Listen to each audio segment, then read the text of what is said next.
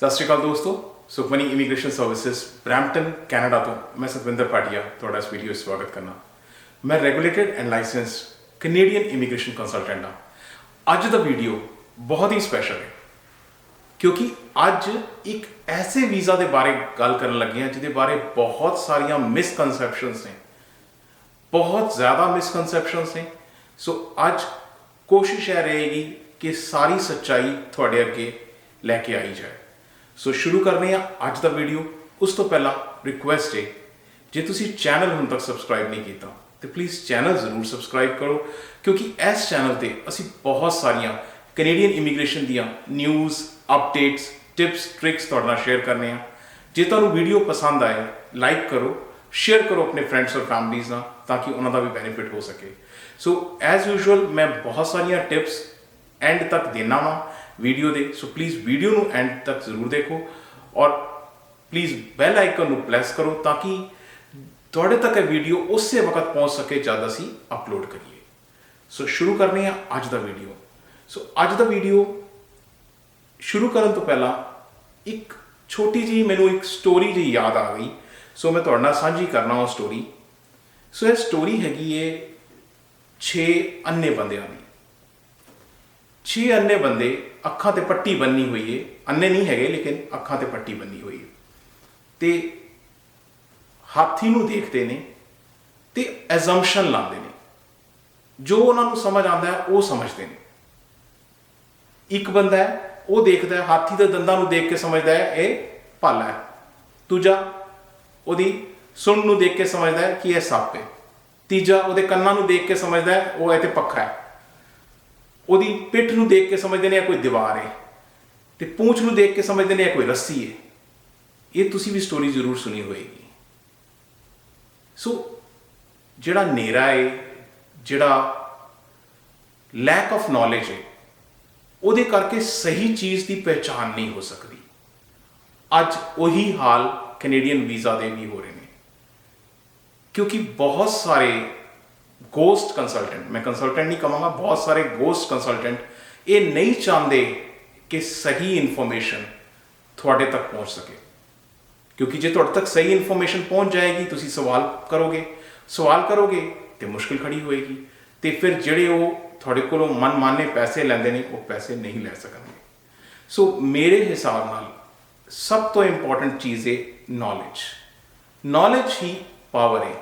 ਜੇ ਅੱਖਾਂ ਤੋਂ ਇਹ ਪੱਟੀ ਹਟ ਜਾਏਗੀ ਤੇ ਬਿਲਕੁਲ ਸਹੀ ਪਤਾ ਲੱਗੇਗਾ ਕਿ ਕੀ ਚੀਜ਼ ਹੈ, ਨਹੀਂ ਤੇ ਸਿਰਫ ਅੰਦਾਜ਼ੇ ਲੱਗਦੇ ਰਹਿਣਗੇ। ਔਰ ਅੱਜ ਉਹੀ ਹਾਲ ਇਸ ਵੀਜ਼ਾ ਦਾ ਵੀ ਹੋ ਰਿਹਾ ਹੈ।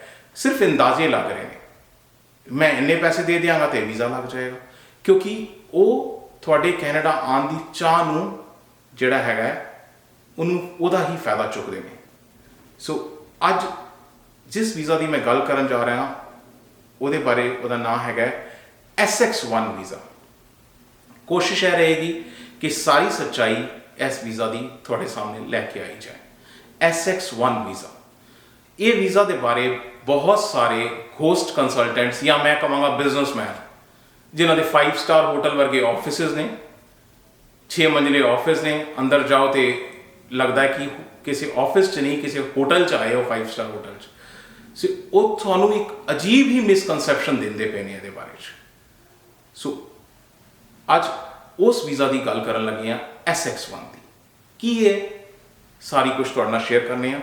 ਸੋ ਸਭ ਤੋਂ ਪਹਿਲਾਂ SX1 ਇਹ ਹੈ ਕੀ? SX1 ਵੀਜ਼ਾ ਕੀ ਚੀਜ਼ ਹੈ? ਸਿੰਪਲ ਸਵਾਲ ਹੈ।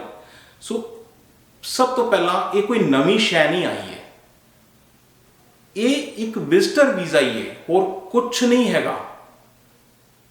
SX1 ਇੱਕ ਵਿਜ਼ਟਰ ਵੀਜ਼ਾ ਹੈ। ਪਹਿਲੇ ਮੈਂ ਇੱਥੇ ਕਲੀਅਰ ਕਰ ਦਿਆਂ, ਪਤਾ ਨਹੀਂ ਲੋਕਾਂ ਨੂੰ ਕੀ ਸਮਝ ਆ ਰਿਹਾ ਕਿ ਕੀ ਐਸੀ ਚੀਜ਼ ਆ ਗਈ ਹੈ। ਐਸਾ ਕੁਛ ਨਹੀਂ ਹੈ, ਇਹ ਇੱਕ ਵਿਜ਼ਟਰ ਵੀਜ਼ਾ ਹੈਗਾ। ਉਸ ਤੋਂ ਬਾਅਦ ਇਹਦੇ ਵਿੱਚ ਕੀ ਕੀਤਾ ਗਿਆ ਹੈ ਕਿ ਐਡਿਡ ਪਰਮਿਸ਼ਨ ਦਿੱਤੀ ਗਈ ਹੈ, ਇੱਕ ਐਡੀਸ਼ਨਲ ਪਰਮਿਸ਼ਨ ਦਿੱਤੀ ਗਈ ਹੈ ਕਿ ਜੇ ਤੁਸੀਂ 6 ਮਹੀਨੇ ਦੇ ਅੰਦਰ ਦਾ ਕੋਈ ਕੋਰਸ ਕਰਨਾ ਹੈ ਕੈਨੇਡਾ ਜਾ ਕੇ ਤੇ ਤੁਸੀਂ ਕਰ ਸਕਦੇ ਹੋ। ਸਿਰਫ ਇਹ ਪਰਮਿਸ਼ਨ ਹੈਗੀ ਹੈ SX1 ਦੇ ਅੰਦਰ, ਰਾਈਟ। ਸੋ ਇੱਕ ਇੰਪੋਰਟੈਂਟ ਚੀਜ਼ ਹੈ ਕਿ ਇਹ ਵੀਜ਼ਾ ਐਕਸਟੈਂਡ ਨਹੀਂ ਹੁੰਦਾ। क्योंकि ये 6 महीने की ड्यूरेशन है, दैट्स ऑल। 6 महीने की ड्यूरेशन है SX1, एक्सटेंड नहीं होंदा। अगर तुसी कैनेडा रहना चाहते हो, तुसी एज अ विजिटर रह सकते हो, उस तो बाद तुहानू या तो वीज़ा एक्सटेंड कराना पेगा as a regular visitor, not as a SX1, तो या तुहानू कोई होर तरीका करके मे बी तुहानू LMIA लैके ते तां तुहानू कोई होर तरीका करके करना पेगा, बट ये जिहड़ा तरीका हैगा इट इज़ नॉट एक्सटेंडेबल। इत्थे यह क्लैरिटी। हुण एक होर चीज़ है कि इसका मतलब की है। सब तो पहला इत्थे ही लोग डिटेल नहीं देना चाहते, कुछ नहीं दसना चाहते। एस का मतलब की है? एस का मतलब है जी, एस स्टैंड्स फॉर स्टडी। तो एक्स का मतलब की है? एक्स का मतलब है एग्जैम्प्टेड। अगर एक्स की आवाज़ को देखा जाए तो एक्स की आवाज़ आती है, इस करके एक्स यूज़ किया जाता है, एग्जैम्प्टेड। तो स्टडी जी है, स्टडी परमिट इस तो एग्जैम्प्टेड है, ये एग्जैम्प्टेड है। SX स्टडी परमिट तो एग्जैम्प्टेड वाला केस है, जिहदे विच तुसी 6 महीने वास्ते आके इत्थे पढ़ाई कर सकते हो। किस तरह की पढ़ाई है मैं वो भी तुहाडे नाल गल करना, बट SX1 जिहड़ा है ये एग्जैम्प्ट करदा तुहानू। उंज भी अगर तुसी नॉर्मल विजिटर वीज़ा ते आंदे हो, तुसी 6 महीने वास्ते कोई कोर्स करना चाहते हो, तुहानू कोई नहीं रोकेगा, तुसी वैसे भी कर सकते हो। ਇਹਦਾ परपस है, वो परपस भी मैं तुहाडे नाल डिस्कस करना, लेकिन सब तो पहला इनू समझना जरूरी है। अगर वीज़ा ते जाइए तो यह किस कैटेगरी दे विच आंदा है। सो ये तुहाडे सामने विजिटर वीज़ा है। सो विजिटर वीज़ा अगर तुसी देखोगे तो ये विच कैटेगरीज ने, एक कैटेगरीज कहते हैं इनू।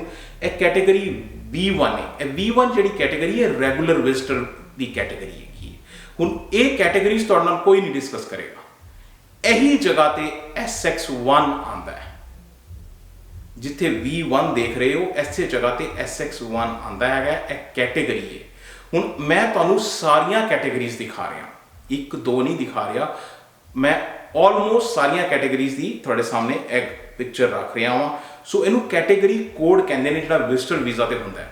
यानी कि तुहानू जो भी मिलता है विजिटर वीज़ा, वो कैटेगरी कोड आता है।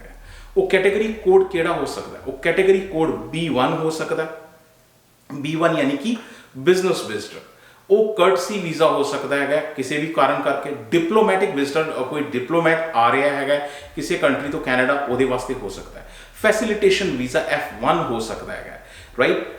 ये जोड़ा जो PR का भी लगता है तो वो भी IM1 लगता है, यानी कि immigrant visa, single entry visa लगता है PR परपज़ वास्ते। तो इस तरह अगर अगे चलते जाइए तो वक्री वक्री कैटेगरीज ने, right. Parents and grand parents का सुपर वीज़ा जोड़ा लगता है, वो भी एक विजिटर वीज़ा ही है, तो वो PG1 लगता है। कौन दसेगा ये चीज़ां, राइट। PG1 लगता है पेरेंट्स एंड ग्रैंड पेरेंट्स का। सो ये कैटेगरीज ने थोड़े सामने B1, C1, D1, ये अंदर वो सब कैटेगरीज जिहड़ियां कैटेगरीज लिखिया होंदियां ने, है सारे विजिटर वीज़ा ही ने, लेकिन अंदर कैटेगरीज ने कि तुसी विजिटर वीज़ा के अंदर किहड़ी कैटेगरी दे विच आ रहे हो, राइट। फॉर एग्जाम्पल जो थोड़े parents and grand parents super visa ते आ रहे हैं, वो भी विजिटर वीज़ा कैटेगरी हैगी है। TRV है, टैंपररी रेजिडेंट वीज़ा कहते हैं, TRV कैटेगरी है, वो अंदर PG1 parents and grand parents 1 category. इस तरह जिहड़ी हुण अगली गल हो रही है वो हो रही है इस तरह ही। अगर कैटेगरीज चलते जाइए इस तरह ही वक्री वक्री कैटेगरीज ने। इस तरह कैटेगरी हैगी है SX1। ये S1 भी होंगी है जी स्टडी परमिट के नाल लग के आती हैगी। SX1 मैं बोल्ड किया होया है, student exempt from requirement to obtain study permit. Exempted है S स्टडी परमिट वास्ते, X एग्जैम्प्टेड। ये मीनिंग है।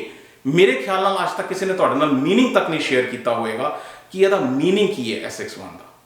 सो S stands for study permit, X stand for उस study permit to exempted, study permit लैन की लोड़ नहीं, राइट। ये SX1 का मतलब है।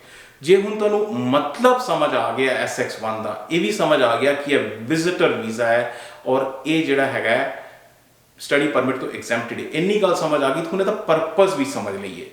सो अगर इसका परपस जानना चाहिए तो परपस की है, किस तरह के कोर्सेज हैं। कोर्सेज होंगे ने ESL। हुण तुसीं कहोगे ESL की बला है। ESL एक्रोनिम है, हमेशा की तरह एक्रोनिम ਨਾਲ बड़ा प्यार है कैनेडियन गवर्नमेंट ਨੂੰ। सो एक्रोनिम ਜਿਹੜਾ ਹੁੰਦਾ ਹੈਗਾ ਇੱਕ ਇੱਕ ਲੈਟਰ ਲਿੱਤਾ ਜਾਂਦਾ, ਪਹਿਲਾ ਲੈਟਰ ਉਹਨਾਂ ਵਿੱਚੋਂ ਇਹ ਐਕਰੋਨਿਮ ਹੈ। English as a secondary language, primary language ਨਹੀਂ। ਹੁਣ ਮੈਂ ਇੰਡੀਆ ਤੋਂ ਆ, ਮੇਰੀ ਜਿਹੜੀ ਮਾਂ ਬੋਲੀ ਜਿਹਨੂੰ ਅਸੀਂ ਕਹਿੰਦੇ ਆ ਉਹ ਪੰਜਾਬੀ ਹੈ, ਤੇ ਜੇ ਮੇਰੀ ਮਾਂ ਬੋਲੀ ਪੰਜਾਬੀ ਹੈ ਤੇ ਮੈਂ ਇੰਗਲਿਸ਼ ਸਿੱਖੀ ਹੈ, ਪ੍ਰਾਇਮਰੀ ਲੈਂਗੁਏਜ ਨਹੀਂ ਹੈ, ਮੇਰੀ ਸੈਕੰਡਰੀ ਲੈਂਗੁਏਜ ਹੈ। So English as a secondary language, ਉਹ ਕੋਰਸ ਕਰਨ ਵਾਸਤੇ ਤੁਸੀਂ ਆ ਸਕਦੇ ਹੋ।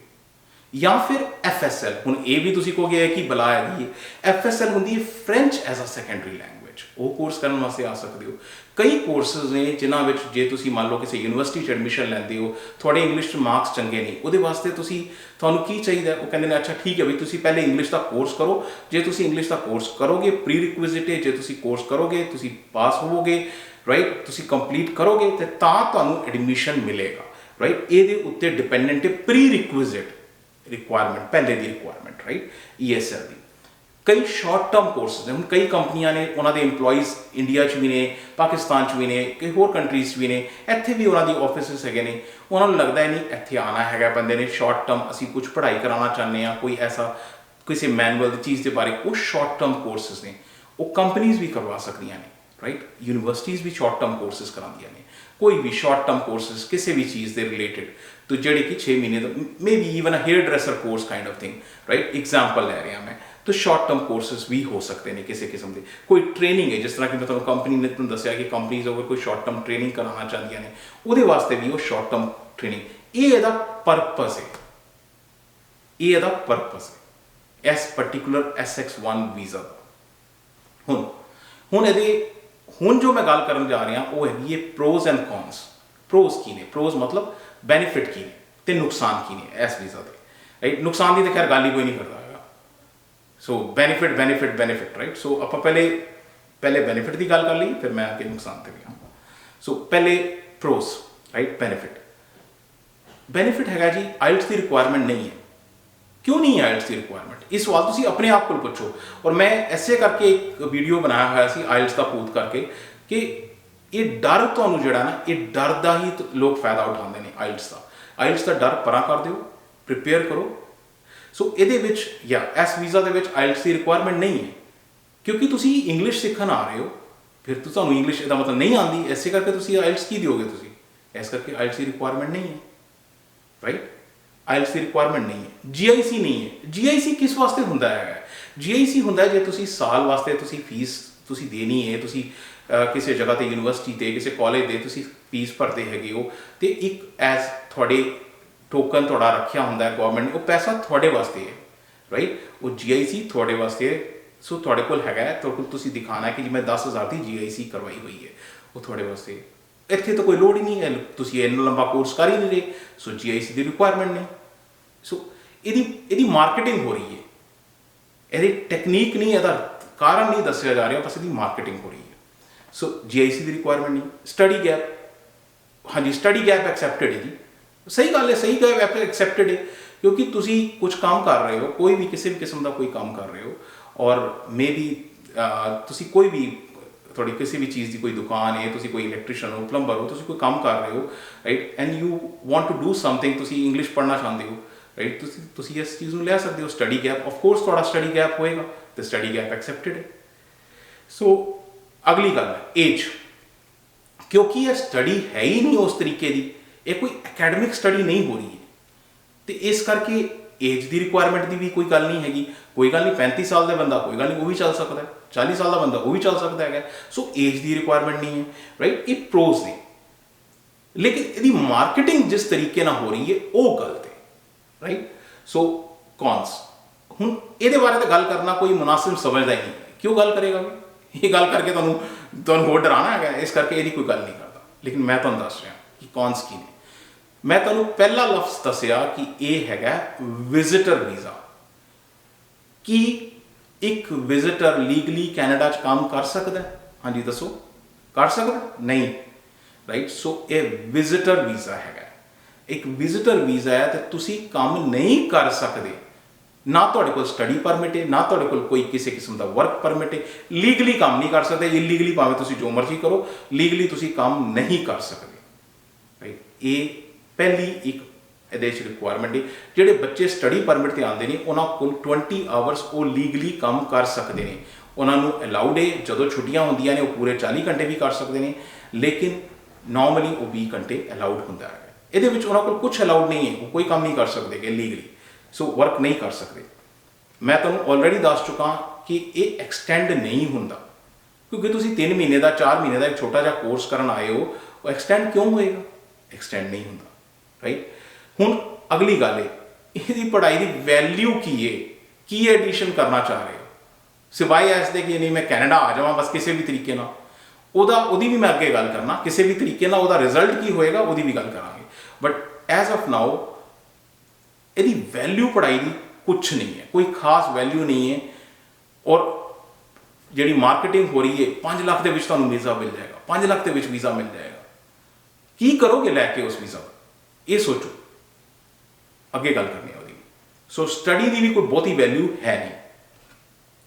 ਅਗੇਨ ਫਿਰ ਜੇ ਤੁਸੀਂ ਫਿਰ ਉੱਥੇ ਦੇ ਉੱਥੇ ਹੀ ਖੜੇ ਰਹਿ ਜਾਓਗੇ, ਵਿਜ਼ਟਰ ਹੋ ਜਾਂ ਵਾਪਸ ਜਾਓ ਜਾਂ ਇਲੀਗਲ ਹੋ ਜਾਓ, ਰਿਫਿਊਜੀ ਭਰੋ, ਰਾਈਟ, ਕੋਈ ਨਾ ਕੋਈ ਉਲਟਾ ਸਿੱਧਾ ਤੁਹਾਨੂੰ ਕੰਮ ਕਰਨਾ ਪਏਗਾ। ਜਾਂ ਫਿਰ ਨਹੀਂ ਤੇ ਫਿਰ ਤੁਹਾਨੂੰ ਜੇ ਸਿੱਧੇ ਤਰੀਕੇ ਨਾਲ ਚੱਲਣਾ ਫਿਰ ਤੁਹਾਨੂੰ ਫਿਰ ਕਿਸੇ ਤਰੀਕੇ ਨਾਲ LMI ਲੈਣਾ ਪਏਗਾ, ਫਿਰ ਤੁਹਾਡੀ ਕਾਸਟ ਉੱਥੇ ਚਲੀ ਜਾਏਗੀ, LMI ਲਓ, ਰਾਈਟ। ਸੋ ਆਇਲਸ ਤੋਂ ਤੁਸੀਂ ਡਰਦੇ ਹੋ ਤਾਂ ਕਰਕੇ ਤੁਸੀਂ ਇਹ ਕੰਮ ਕੀਤਾ, ਲੇਕਿਨ ਆਇਲਸ ਤੋਂ ਤੁਸੀਂ ਹਾਂਜੀ ਬਚ ਨਹੀਂ ਪਾਓਗੇ। ਆਇਲਸ ਫਿਰ ਤੁਹਾਨੂੰ ਦੇਣਾ ਪਏਗਾ। ਜੇ ਤੁਸੀਂ ਪੱਕੇ ਹੋਣਾ ਚਾਹੁੰਦੇ ਹੋ ਤਾਂ ਆਇਲਸ ਤੁਹਾਨੂੰ ਫਿਰ ਦੇਣਾ ਪਏਗਾ, ਇਹਦੀ ਕੋਈ ਗੱਲ ਨਹੀਂ ਕਰੇਗਾ ਤੁਹਾਨੂੰ। ਕੋਈ ਵੀ ਬਿਜ਼ਨਸ ਮੈਨ ਜਿਹੜਾ ਹੈਗਾ, ਮੈਂ ਕੰਸਲਟੈਂਟ ਤੇ ਕਹਾਂਗਾ ਹੀ ਨਹੀਂ, ਉਹ ਕੰਸਲਟੈਂਟ ਨਹੀਂ ਹੈਗੇ, ਉਹ ਗੋਸਟ ਕੰਸਲਟੈਂਟ ਨੇ ਜਿਹੜੇ ਇਹਦੇ ਬਾਰੇ 'ਚ ਬੋਲ ਰਹੇ ਨੇ। ਸੋ ਕੋਈ ਵੀ ਬਿਜ਼ਨਸਮੈਨ ਤੁਹਾਨੂੰ ਇਹ ਦੱਸੇਗਾ ਹੀ ਨਹੀਂ ਕਿ ਐਂਡ 'ਚ ਫਿਰ ਤੁਹਾਨੂੰ ਆਇਲਸ ਦੇਣਾ ਪਏਗਾ। ਆਇਲਸ ਤੋਂ ਬਚ ਨਹੀਂ ਸਕਦੇ ਤੁਸੀਂ, ਆਇਲਸ ਦੇਣਾ ਪਏਗਾ ਤੁਹਾਨੂੰ। ਜੇ ਤੁਸੀਂ ਇੱਥੇ ਪੱਕੇ ਹੋਣਾ ਫਿਰ ਤੁਹਾਨੂੰ ਦੇਣਾ ਪਏਗਾ। ਸੋ ਆਇਲਸ ਤੋਂ ਤੁਸੀਂ ਫਿਰ ਬਚ ਨਹੀਂ ਸਕਦੇ। ਤੁਸੀਂ ਪਹਿਲੀ ਵਾਰੀ ਇਹ ਐਸੇ ਕਰਕੇ ਲਿੱਤਾ ਨਹੀਂ ਮੈਂ ਆਇਲਸ ਤੋਂ ਬਚ ਜਾਵਾਂ, ਨਹੀਂ, ਆਇਲਸ ਤੋਂ ਨਹੀਂ ਬਚ ਪਾਓਗੇ। ਹੁਣ ਅਗਲੀ ਚੀਜ਼ ਜਿਹੜੀ ਹੈਗੀ ਹੈ ਕਿ ਮਾਰਕੀਟਿੰਗ, ਇਹਦੀ ਮਾਰਕੀਟਿੰਗ ਬੜੀ ਅਜੀਬ ਤਰੀਕੇ ਨਾਲ ਹੋ ਰਹੀ ਹੈ ਔਰ ਮੈਨੂੰ ਹੈਰਾਨੀ ਵੀ ਹੁੰਦੀ ਹੈਗੀ ਕਿ ਕਿਸ ਤਰੀਕੇ ਨਾਲ ਇਹਦੀ ਮਾਰਕੀਟਿੰਗ ਹੋ ਰਹੀ ਹੈ। ਹਾਂਜੀ, ਕੋਈ ਤੁਹਾਨੂੰ ਪੈਸਾ ਨਹੀਂ ਦੇਣਾ, ਤੁਸੀਂ ਖੁਸ਼ ਬੱਲੇ ਬੱਲੇ ਹੋਗੇ ਜੀ, ਪੈਸੇ ਨਹੀਂ ਦੇਣੇ ਹੈ ਨਾ, ਤੁਸੀਂ ਹਾਂਜੀ ਹਾਂਜੀ ਭਰ ਦਿਓ ਜੀ, ਭਰ ਦਿਓ ਕਾਗਜ਼। ਉਹ ਕੀ ਕਾਗਜ਼ ਭਰ ਰਿਹਾ ਕਦੇ ਤੁਸੀਂ ਚੈੱਕ ਕੀਤੇ ਨੇ? ਸੋ ਕੋਈ ਪੈਸਾ ਨਹੀਂ ਦੇਣਾ ਜੀ, ਬੜੇ ਖੁਸ਼, ਹਾਂਜੀ ਪੈਸਾ ਬਾਅਦ ਚ ਦਿਆਂਗੇ, ਰਾਈਟ। ਪੇ ਆਫਟਰ ਵੀਜ਼ਾ, ਤੇ ਜੇ ਵੀਜ਼ਾ ਲੱਗ ਗਿਆ ਤੇ ਕਹੇਗਾ ਲਿਆਓ ਜੀ 5 ਲੱਖ ਲਿਆਓ, ਤੁਸੀਂ 5 ਲੱਖ ਲੈ ਕੇ ਚਲੇ ਗਏ, ਹੈ ਨਾ।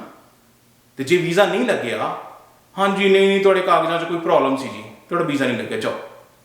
ਮੇਰਾ ਹੁਣ ਇੱਥੇ ਇੱਕ ਸਵਾਲ ਹੈ ਤੁਹਾਡੇ ਕੋਲ, ਰਿਫਿਊਜ਼ਲ ਕਿਹਦਾ ਹੋਇਆ? ਤੁਹਾਡਾ ਹੋਇਆ ਨਾ। ਉਹਨੇ ਕੀ ਕਾਗਜ਼ ਭਰ ਕੇ ਦਿੱਤੇ ਤੁਹਾਨੂੰ ਕੱਖ ਨਹੀਂ ਪਤਾ, ਝੂਠੇ ਸੱਚੇ ਕਿਹੜੇ ਕਾਗਜ਼ ਭਰ ਕੇ ਦਿੱਤੇ ਤੁਹਾਨੂੰ ਕੱਖ ਨਹੀਂ ਪਤਾ। ਵੀਜ਼ਾ ਰਿਫਿਊਜ਼ਲ ਤੁਹਾਡਾ ਹੋਇਆ। ਨੈਕਸਟ ਟਾਈਮ ਤੁਸੀਂ ਵੀਜ਼ਾ ਅਪਲਾਈ ਕਰ ਪਾਓਗੇ?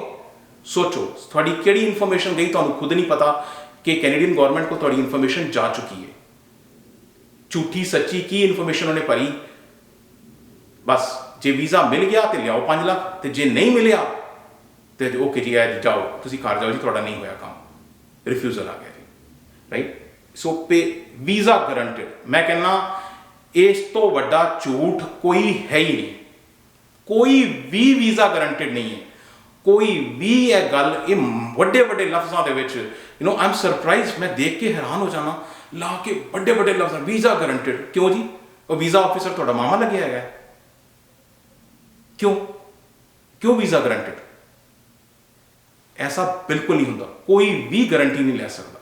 ਅਸੀਂ ਗਰੰਟੀ ਆਪਣੇ ਕੰਮ ਦੀ ਲੈ ਸਕਦੇ ਹਾਂ, ਵੀਜ਼ਾ ਦੀ ਗਰੰਟੀ ਕੋਈ ਵੀ ਲਾਇਰ, ਕੋਈ ਵੀ ਕੰਸਲਟੈਂਟ ਨਹੀਂ ਲੈ ਸਕਦਾ। ਜਿਹੜੇ ਗਰੰਟੀ ਲੈ ਰਹੇ ਨੇ ਪਤਾ ਨਹੀਂ ਕਿਸ ਹਿਸਾਬ ਨਾਲ ਗਰੰਟੀ ਲੱਗ ਰਹੇ ਨੇ, ਜ਼ਰੂਰ ਉਹਨਾਂ ਦਾ ਕੋਈ ਨਾ ਕੋਈ ਅੰਦਰ ਰਿਸ਼ਤੇਦਾਰ ਬੈਠਾ ਜਿਹੜਾ ਉਹਨਾਂ ਦੀ ਇਸ ਤਰ੍ਹਾਂ ਕਰ ਰਿਹਾ। ਬਟ ਅਗੇਨ ਮੈਂ ਤੁਹਾਨੂੰ ਰਿਪੀਟ ਕਰ ਰਿਹਾ, ਵੀਜ਼ਾ ਗਰੰਟੀ ਨਹੀਂ ਹੁੰਦੀ। ਗੈਪ ਐਕਸੈਪਟਡ, ਗੈਪ ਐਕਸੈਪਟਡ ਕਿਉਂ? ਐਸਾ ਕੀ ਹੈ ਕਿ ਜੇ ਗੈਪ ਐਕਸੈਪਟਡ ਹੈ? ਗੈਪ ਦੀ ਕੋਈ ਜਸਟੀਫਿਕੇਸ਼ਨ ਤਾਂ ਹੋਏਗੀ ਨਾ, ਤੁਸੀਂ ਕੀ ਕਰਨਾ ਚਾਹ ਰਹੇ ਹੋ, ਕਿਉਂ ਆ ਰਹੇ ਹੋ? ਉਹ ਗੈਪ ਐਕਸੈਪਟਡ ਦਾ ਨਹੀਂ, ਬਸ ਜੀ ਕੋਈ ਵੀ ਆ ਸਕਦਾ, ਗੈਪ ਐਕਸੈਪਟਡ। ਯੂਨੀਵਰਸਿਟੀ ਔਰ ਕਾਲਜ ਫੀ ਲੇਟਰ, ਹਾਂਜੀ ਉਹ ਵੀ ਤੁਸੀਂ ਭਰਨੀ। ਯੂਨੀਵਰਸਿਟੀਜ਼ ਨੂੰ ਕੀ ਹੈ, ਉਹਨਾਂ ਨੇ ਸ਼ਾਰਟ ਟਰਮ ਕੋਰਸਿਸ ਕੱਢੇ ਹੋਏ ਨੇ, ਤੁਸੀਂ ਦਿਓ $5-7 ਹਜ਼ਾਰ ਉਹਨਾਂ ਨੂੰ ਦਿਓ, ਆ ਜਾਓ ਜੀ, ਰਾਈਟ। सो एक अगली चीज जो कि इंतहा ही वड्डा झूठ है, हाई सक्सैस रेट।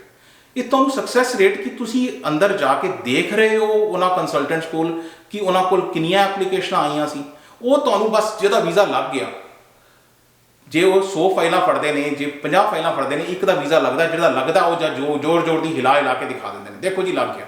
ਉਹ ਜਿਹੜੇ 40 ਜਾਂ 50 ਜਿਨ੍ਹਾਂ ਦੇ ਨਹੀਂ ਲੱਗੇ ਉਹਨਾਂ ਦਾ ਕੋਈ ਜ਼ਿਕਰ ਨਹੀਂ ਹੁੰਦਾ। ਹਾਈ ਸਕਸੈਸ ਰੇਟ, ਇਨਫੈਕਟ ਇਹਦਾ ਲੋਐਸਟ ਸਕਸੈਸ ਰੇਟ ਹੈ। ਹਾਈ ਤੇ ਛੱਡੋ, ਇਹਦਾ ਲੋਐਸਟ ਸਕਸੈਸ ਰੇਟ ਹੈ, ਇਹਦਾ ਲੋਐਸਟ ਸਕਸੈਸ ਰੇਟ ਹੈ। ਹਾਈ ਸਕਸੈਸ ਰੇਟ ਤੇ ਗੱਲ ਹੀ ਨਹੀਂ ਹੋ ਰਹੀ। So high success rate marketing ਗਿਮਿਕ ਹੈ, ਟੋਟਲ ਮਾਰਕੀਟਿੰਗ ਗਿਮਿਕ ਹੈ। ਸੋ ਇੱਕ ਹੋਰ ਚੀਜ਼ ਹੈ ਜੀ, ਨੋ ਫੰਡਸ ਰਿਕੁਆਇਰਮੈਂਟ। ਉਹ ਫੰਡਸ ਰਿਕੁਆਇਰਮੈਂਟ ਆਫਕੋਰਸ ਤੁਹਾਨੂੰ ਫਿਰ ਵੀ ਕੁਛ ਨਾ ਕੁਛ ਪੈਸੇ ਤੇ ਤੁਹਾਡੇ ਕੋਲ ਹੋਣੇ ਚਾਹੀਦੇ ਨੇ ਨਾ। ਤੁਸੀਂ ਫੀਸ ਦੇਣੀ ਹੈ, ਚਾਹੇ ਅਗਰ SX1 ਦੀ ਕੈਟੇਗਰੀ 'ਚ ਵੀ ਆਉਣਾ ਹੈਗਾ, ਤੁਹਾਡੇ ਕੋਲ 5-7 ਲੱਖ ਦਾ, ਤੁਸੀਂ ਨਹੀਂ ਜੀ ਕੋਈ ਪੈਸਾ ਦਿਖਾਣਾ ਹੀ ਨਹੀਂ ਅਕਾਊਂਟ 'ਚ। ਸੋ ਸਰਪ੍ਰਾਈਜ਼, ਮਤਲਬ ਗੌਰਮੈਂਟ ਬੈਠੀ ਹੈ ਤੁਹਾਡੇ ਵਾਸਤੇ, ਤੁਸੀਂ ਆਓ, ਤੁਹਾਨੂੰ ਤਿਆਰ ਕਰਕੇ ਪਲੇਟ 'ਚ ਪਾ ਕੇ ਇਹ ਵੀਜ਼ਾ ਦੇ ਦਿੱਤਾ ਜਾਏ। ਐਕਸਲੈਂਟ। ਅੱਗੇ ਚੱਲਦੇ ਹਾਂ। ਸੋ ਮੰਨ ਲਓ 1 ਮਿੰਟ ਵਾਸਤੇ ਜੇ ਵੀਜ਼ਾ SX1 ਲੱਗ ਵੀ ਗਿਆ, ਪਹਿਲੇ ਤੇ ਇਹ ਕੋਈ ਹਾਈ ਸਕਸੈਸ ਰੇਟ ਨਹੀਂ ਹੈ, ਜਿਸ ਤਰ੍ਹਾਂ ਕਿ ਮੈਂ ਤੁਹਾਨੂੰ ਆਲਰੇਡੀ ਦੱਸ ਚੁੱਕਾ ਹਾਂ, ਰਾਈਟ। ਤੁਸੀਂ ਜਿਹੜੇ ਲੋਕ ਕਹਿ ਰਹੇ ਨਾ ਹਾਈ ਸਕਸੈਸ ਰੇਟ, ਉਹਨਾਂ ਕੋਲ ਪੁੱਛੋ ਤੁਹਾਡੇ ਕੋਲ ਕਿੰਨੀਆਂ ਐਪਲੀਕੇਸ਼ਨ ਤੁਸੀਂ ਭਰੀਆਂ ਸੀ, ਇਹਦੀਆਂ 10 ਭਰੀਆਂ ਸੀ, 10 ਚੋਂ 1 ਆਇਆ, ਮੁਸ਼ਕਿਲ ਹੈ ਕਿ 1 ਵੀ ਆਇਆ ਹੋਵੇ, ਰਾਈਟ। ਇਹ 50 ਚੋਂ 1 ਆਇਆ, ਤਾਂ 50 ਚੋਂ 1 ਵੀ ਨਹੀਂ ਆਇਆ ਹੋਏਗਾ ਤੁਹਾਡੇ ਕੋਲ, ਰਾਈਟ। ਸੋ SX1 ਦੀ ਗੱਲ ਕਰਨੇ ਆ ਕਿ SX1 ਦੇ ਜੇ ਤੁਸੀਂ ਤੁਹਾਡੇ ਕੋਲ ਲੱਗ ਵੀ ਗਿਆ, ਤੁਸੀਂ SX1 ਤੇ ਇੱਥੇ ਆ ਵੀ ਗਏ, ਫਿਰ ਕੀ ਕਰਨਾ ਹੈ, ਰਾਈਟ। ਹੁਣ ਮੇਰਾ ਇੱਕ ਪਾਥ ਦੇਖੋ ਕਿ ਪਾਥ ਕੀ ਹੈ PR ਦਾ। PR ਦਾ ਪਾਥ ਹੈ, ਜੇ ਤੁਸੀਂ ਡਾਇਰੈਕਟ PR ਆ ਰਹੇ ਹੋ, ਚਾਹੇ ਇਕਨੋਮਿਕ ਕੈਟੇਗਰੀ 'ਚ ਆ ਰਹੇ ਹੋ, ਇਕਨੋਮਿਕ ਕੈਟੇਗਰੀ ਯਾਨੀ ਕਿ ਐਕਸਪ੍ਰੈਸ ਐਂਟਰੀ, PNP, ਤੁਸੀਂ federal skilled worker, federal skilled trade, CEC, ਕਿਸੇ ਕੈਟੇਗਰੀ 'ਚ ਤੁਸੀਂ ਇੱਥੇ ਆ ਰਹੇ ਹੋ, ਪਾਇਲਟ ਪ੍ਰੋਗਰਾਮ 'ਤੇ ਆ ਰਹੇ ਹੋ, ਰਾਈਟ। ਕਿਸੇ ਤਰ੍ਹਾਂ ਤੁਸੀਂ ਡਾਇਰੈਕਟ PR ਆ ਰਹੇ ਹੋ, ਇੱਕ ਪਾਥ ਤੁਹਾਡੇ ਕੋਲ ਉਹ ਹੈਗਾ। ਦੂਜਾ ਪਾਥ ਹੈਗਾ ਤੁਹਾਡੇ ਕੋਲ ਤੁਸੀਂ ਵਰਕ ਪਰਮਿਟ ਲੈ ਕੇ ਆ ਰਹੇ ਹੋ ਸਕਦਾ ਤੁਸੀਂ LMIA ਬੇਸਡ ਵਰਕ ਪਰਮਿਟ ਲਿੱਤਾ ਹੋਵੇ, LMIA ਐਗਜ਼ੈਂਪਟ ਵਰਕ ਪਰਮਿਟ ਲਿੱਤਾ ਹੋਵੇ, ਵਰਕ ਪਰਮਿਟ ਲਿੱਤਾ, ਉਸ ਤੋਂ ਬਾਅਦ ਤੁਸੀਂ PR ਲਿੱਤਾ। ਇੱਕ ਪਾਥ ਇਹ ਹੈ ਤੁਹਾਡੇ ਕੋਲ। ਇੱਕ ਪਾਥ ਹੈਗਾ ਤੁਸੀਂ ਸਟੂਡੈਂਟ ਆ ਰਹੇ ਹੋ, ਇੱਥੇ ਲੱਖਾਂ ਹੀ ਬੱਚੇ ਇਹ ਵਾਲਾ ਪਾਥ ਲੈਂਦੇ ਨੇ। ਸਟੂਡੈਂਟ ਆਉਂਦੇ ਹੋ, ਪੋਸਟ ਗ੍ਰੈਜੂਏਟ ਵਰਕ ਪਰਮਿਟ ਲੈਂਦੇ ਹੋ, ਉਸ ਤੋਂ ਬਾਅਦ ਤੁਸੀਂ ਕੀ ਲੈਂਦੇ ਹੋ, PR। ਸੋ ਇੱਕ ਇਹ ਵੀ ਪਾਥ ਹੈ। ਇੱਕ ਹੋਰ ਪਾਥ ਹੈ ਜਿਹੜਾ ਕਿ ਮੇਰਾ ਇਸ ਤੇ ਵੀਡੀਓ ਵੀ ਹੈ, visitor visa to work permit. So ਉਹ ਵੀ ਕਨਵਰਟ ਕਰ ਸਕਦੇ ਹੋ ਤੁਸੀਂ। ਵਿਜ਼ਟਰ ਵੀਜ਼ਾ ਤੇ ਆਏ ਹੋ, ਤੁਸੀਂ ਵਰਕ ਪਰਮਿਟ ਤੇ ਕਨਵਰਟ ਕਰ ਸਕਦੇ ਹੋ। ਸੋ ਵਿਜ਼ਟਰ ਵੀਜ਼ਾ ਤੇ ਆਏ, ਵਰਕ ਪਰਮਿਟ ਕਨਵਰਟ ਕੀਤਾ, LMIA ਬੇਸਡ ਵਰਕ ਪਰਮਿਟ ਹੈ। ਸੋ LMIA ਬੇਸਡ ਵਰਕ ਪਰਮਿਟ ਤੁਸੀਂ ਕਨਵਰਟ ਕੀਤਾ ਔਰ ਫਿਰ ਤੁਸੀਂ PR ਫਾਈਲ ਕੀਤਾ, ਰਾਈਟ। ਇੱਕ ਹੋਰ ਪਾਥ ਹੈ ਜਿਹਨੂੰ ਅਸੀਂ ਕਹਿੰਦੇ ਹਾਂ ਰਿਫਿਊਜੀ ਪਾਥ। ਰਿਫਿਊਜੀ ਆਏ ਐਜ਼ ਅ, ਇਹ ਵੀ ਬਹੁਤ, ਮੈਂ ਕੋਸ਼ਿਸ਼ ਕਰਾਂਗਾ ਇਸ ਤੇ ਵੀ ਇੱਕ ਵੀਡੀਓ ਬਣਾਵਾਂ ਇਹਦੇ ਉੱਤੇ। ਬਹੁਤ ਇਹਦੇ ਵਿੱਚ ਵੀ ਬਹੁਤ ਜ਼ਿਆਦਾ ਇਹਦਾ ਮਿਸਯੂਜ਼ ਹੋ ਰਿਹਾ ਹੈ ਇਸ ਵਾਲੀ ਚੀਜ਼ ਦਾ, ਔਰ ਲੋਕ ਬਹੁਤ ਹੀ ਪਰੇਸ਼ਾਨ ਨੇ। ਲੋਕਾਂ ਅਗੇਨ, ਜਿਸ ਤਰ੍ਹਾਂ ਮੈਂ ਤੁਹਾਨੂੰ ਦੱਸਿਆ ਨਾ, ਜਿਸ ਤਰ੍ਹਾਂ ਉਹ ਹਾਥੀ ਨੂੰ ਅੱਖਾਂ ਤੇ ਪੱਟੀ ਬੰਨ੍ਹ ਕੇ ਦੇਖਦੇ ਨੇ ਤੇ ਕੁਝ ਵੀ ਆਪਣੇ ਕੋਲੋਂ ਐਜ਼ਿਊਮ ਕਰ ਦਿੰਦੇ ਨੇ, ਉਹੀ ਹੋ ਰਿਹਾ ਹੈ। ਇਹ ਰਿਫਿਊਜੀ ਵਾਲੇ ਕੇਸ ਵੀ ਉਹੀ ਹੋ ਰਿਹਾ। ਮੇਰੇ ਕੋਲ ਕਈ ਕੇਸਿਸ ਇਸ ਤਰੀਕੇ ਦੇ ਆ ਰਹੇ ਨੇ ਕਿ ਮੈਂ ਰਿਫਿਊਜੀ ਫਾਈਲ ਕੀਤਾ ਸੀ, ਰਿਫਿਊਜੀ ਰਿਜੈਕਟ ਹੋ ਗਿਆ, ਹੁਣ ਮੈਂ ਕੀ ਕਰਾਂ। ਸੋ ਇਹਦਾ ਵੀ ਮੈਂ ਤੁਹਾਨੂੰ ਇੱਕ ਅਲੱਗ ਵੀਡੀਓ ਦੇ ਵਿੱਚ ਇਹਦੇ ਸਾਰੇ ਆਨਸਰਸ ਦਿਆਂਗਾ। ਫॉर ਨਾਓ ਜਾਂ ਇੱਕ ਇਹ ਵੀ ਪਾਥ ਹੈਗਾ ਰਿਫਿਊਜੀ ਟੂ PR। ਇਹਦੇ ਵਿੱਚ SX1 ਕਿੱਥੇ ਫਿੱਟ ਹੁੰਦਾ, ਕਿਤੇ ਵੀ ਨਹੀਂ। ਮਤਲਬ ਤੁਸੀਂ ਇੱਥੇ ਆ ਰਹੇ ਹੋ, ਫਿਰ ਤੁਸੀਂ ਕੋਈ ਨਾ ਕੋਈ ਇਲੀਗਲ ਤਰੀਕਾ ਫਿੱਟ ਕਰੋਗੇ। SX1 ਇਸ ਪਰਪਸ ਵਾਸਤੇ ਬਣਿਆ ਹੀ ਨਹੀਂ ਹੈ, ਰਾਈਟ। ਸੋ ਤੁਸੀਂ ਇੰਨੇ ਸਾਰੇ ਠੀਕ ਰਸਤੇ ਅਵੇਲੇਬਲ ਨੇ। 2 ਚੀਜ਼ਾਂ ਮੈਂ ਬਸ ਇਸ ਵੀਡੀਓ ਦੇ ਐਂਡ ਤੇ ਜ਼ਰੂਰ ਕਹਿਣਾ ਚਾਹਾਂਗਾ ਕਿ ਬਹੁਤ ਸਾਰੇ ਠੀਕ ਤਰੀਕੇ ਅਵੇਲੇਬਲ ਨੇ। ਤੁਸੀਂ ਸਹੀ ਕੰਸਲਟੈਂਟ ਨੂੰ ਮਿਲੋ, ਉਹ ਤੁਹਾਨੂੰ ਸਹੀ ਪਾਥ ਦੱਸ ਸਕੇਗਾ ਤੁਹਾਡੀ ਪ੍ਰੋਫਾਈਲ ਦੇਖ ਕੇ। ਵਨ ਸਾਈਜ਼ ਫਿਟਸ ਆਲ ਨਹੀਂ ਹੈ ਇਮੀਗ੍ਰੇਸ਼ਨ ਦੇ ਵਿੱਚ। ਤੁਹਾਡੇ ਵਾਸਤੇ ਜੋ ਚੀਜ਼ ਅੱਛੀ ਹੈ ਉਹ ਦੂਜੇ ਵਾਸਤੇ ਖਰਾਬ ਹੋ ਸਕਦੀ ਹੈ। ਪੰਜਾਬੀ ਜੀ ਕਹਿੰਦੇ ਨਾ, ਕਿਸੇ ਵਾਸਤੇ ਮਾਂ ਸਵਾਦੀ ਤੇ ਕਿਸੇ ਵਾਸਤੇ ਮਾਂ ਬਾਦੀ। ਇਹ ਉਹ ਵਾਲੀ ਚੀਜ਼ ਹੈਗੀ ਹੈ। ਉਹੀ ਚੀਜ਼ ਹੈ, ਕਿਸੇ ਵਾਸਤੇ ਉਹ ਸੂਟੇਬਲ ਹੈ, ਕਿਸੇ ਵਾਸਤੇ ਉਹ ਨਹੀਂ ਸੂਟੇਬਲ ਹੈ, ਰਾਈਟ। ਵਨ ਸਾਈਜ਼ ਫਿਟਸ ਆਲ ਨਹੀਂ ਹੈ। ਤੁਸੀਂ ਕੰਸਲਟੈਂਟ ਨਾਲ ਮਿਲੋ, ਉਹਦੇ ਨਾਲ ਆਪਣੀ ਪ੍ਰੋਫਾਈਲ ਡਿਸਕਸ ਕਰੋ, ਰਾਈਟ। ਸੇ ਜੋ ਤੁਹਾਨੂੰ ਸਹੀ ਪਾਥ ਹੋਏਗਾ ਉਹ ਤੁਹਾਨੂੰ ਸਹੀ ਪਾਥ ਦੱਸਿਆ ਜਾਏਗਾ, ਉਸ ਪਾਥ ਨੂੰ ਫੋਲੋ ਕਰੋ ਤੇ ਠੀਕ ਤਰੀਕੇ ਨਾਲ ਇੱਥੇ ਆਓ। ਦੂਜਾ, ਆਇਲਟਸ ਤੋਂ ਛੁਟਕਾਰਾ ਨਹੀਂ ਹੈ। ਸੋ ਆਇਲਟਸ ਤੋਂ ਬਚ ਕੇ ਖੱਬੇ ਸੱਜੇ ਹੋ ਕੇ ਪਲੀਜ਼ ਸ਼ਾਰਟਕਟ ਨਾ ਲਓ, ਬਹੁਤ ਮਹਿੰਗੇ ਪੈਂਦੇ ਨੇ ਤੁਹਾਨੂੰ, ਤੁਹਾਡੇ ਪਰਿਵਾਰ ਨੂੰ, ਆਉਣ ਵਾਲੀ ਜਨਰੇਸ਼ਨਸ ਨੂੰ ਵੀ। ਸੋ ਪਲੀਜ਼ ਗਲਤ ਤਰੀਕੇ ਦੀ ਤਰਫ ਨਾ ਜਾਓ, ਸਹੀ ਤਰੀਕੇ ਤੇ ਰਹੋ। ਕੋਈ ਵੀ ਹੋਰ ਕਿਸੇ ਕਿਸਮ ਦੀ ਵੀ ਤੁਸੀਂ ਇਮੀਗ੍ਰੇਸ਼ਨ ਜਾਂ ਵੀਜ਼ਾ ਰਿਲੇਟਡ ਤੁਹਾਡੇ ਕੋਲ ਕੋਈ ਕੁਐਸਚਨਸ ਨੇ, you can book N appointment. ਸਾਡਾ ਆਫਿਸ ਜਿਹੜਾ ਹੈਗਾ, ਸਾਡੇ ਆਫਿਸ ਤੋਂ ਕੰਟੈਕਟ ਕਰਕੇ ਆਪਣੀ ਅਪਾਇੰਟਮੈਂਟ ਬੁੱਕ ਕਰਕੇ ਤੁਸੀਂ ਡਿਸਕਸ ਕਰ ਸਕਦੇ ਹੋ। ਇਹ ਤੁਹਾਡੇ ਸਾਹਮਣੇ ਈਮੇਲ ਆਈਡੀਜ਼ ਔਰ ਫੋਨ ਨੰਬਰ ਤੁਹਾਡੇ ਨਾਲ ਸ਼ੇਅਰ ਨੇ। ਸੋ ਵਨਸ ਅਗੇਨ, ਜੇ ਤੁਸੀਂ ਚੈਨਲ ਹੁਣ ਤੱਕ ਸਬਸਕ੍ਰਾਈਬ ਨਹੀਂ ਕੀਤਾ ਤਾਂ ਪਲੀਜ਼ ਚੈਨਲ ਜ਼ਰੂਰ ਸਬਸਕ੍ਰਾਈਬ ਕਰੋ। And thank you very much for watching the video. Thanks.